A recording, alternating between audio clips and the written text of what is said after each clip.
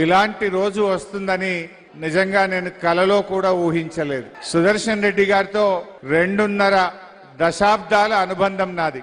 1 కాదు 2 కాదు, ఎన్నెన్నో సంఘటనలు, నిస్వార్థమైనటువంటి తెలంగాణ ఏర్పడాలని ప్రతి పోరాటంలో, ప్రతి ఉద్యమంలో పెద్ది భాగస్వామ్యం ఉన్నది. ఆయన పోరాట స్ఫూర్తి ఉన్నది.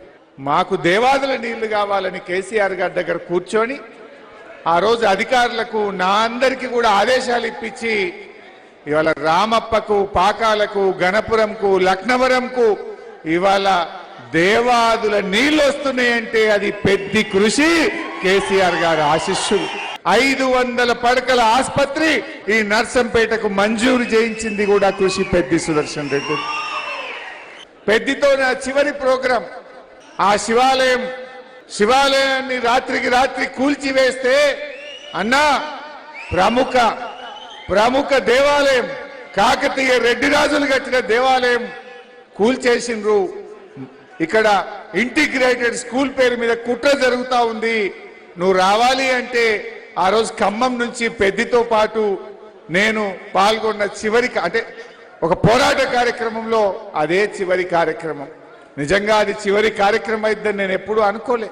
జిల్లా అధ్యక్షుడిగా, సివిల్ సప్లైస్ కార్పొరేషన్ చైర్మన్ గా, శాసన సభ్యుడిగా, బీఆర్ఎస్ కుటుంబ సభ్యుడిగా ఆయన పోరాటాలని ఎంత చెప్పినా తక్కువే, ఎంత మాట్లాడుకున్నా తక్కువే. ఇలాంటి పరిస్థితి వస్తుందని, పెద్ది లేని మీటింగ్లో నర్సంపేటలో పాల్గొంటామని, సుదర్శన్ రెడ్డి గారు లేని మీటింగ్లో ఇక్కడ పాల్గొంటామని కలలో కూడా మేము ఊహించలేదు. ఇది నిజంగా ఎంతో బాధాతత్వ హృదయంతో, మాటలు రావట్లేదు. ఎన్నెన్నో ఆలోచనలు, ఎన్ని పోరాటాలు. మొన్న పెద్ది ఆసుపత్రిలో పడితే నేను, కేటీఆర్ గారు ఆగమేఘాల మీద పరిగెత్తుకుంటూ వచ్చాం.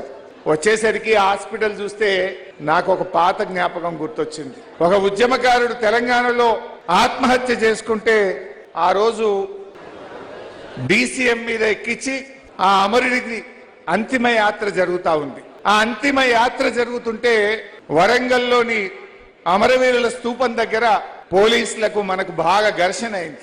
ఆ ఘర్షణలో DCM పై నుంచి నేను కింద పడ్డా. DCM మీద నుంచి నేను కింద పడితే నన్ను పట్టుకున్నది పెద్ది సుదర్శన్ రెడ్డి. నేను లేకపోతే భూమి మీద పడాలి, కానీ ఆయన చేతుల మీద పడి నేను కింద పడ్డా. ఆ రోజు కింద పడితే నన్ను ఆసుపత్రికి తీసుకుపోయింది సుదర్శన్ రెడ్డి. ఆ రోజు ఏ ఆసుపత్రికి అయితే సుదర్శన్ రెడ్డి నన్ను తీసుకుపోయిండో, పాపం సుదర్శన్ రెడ్డి ఆ ఆసుపత్రిలోనే నేను చివరి చూపు చూస్తానని కలలో కూడా కంటలేదు. ఆయన ధైర్యస్తుడు. అటు ఉద్యమంలో కావచ్చు, ఈ ప్రభుత్వం ఆయనను భయపెట్టినా, ప్రలోభ పెట్టినా, ఎన్ని రకాల ఒత్తిడి చేసినా ఈ ప్రభుత్వ అక్రమాల మీద అదే ఉద్యమ స్ఫూర్తితో పోరాడిండు. చివరి శ్వాస దాకా కూడా కొట్లాడిండు.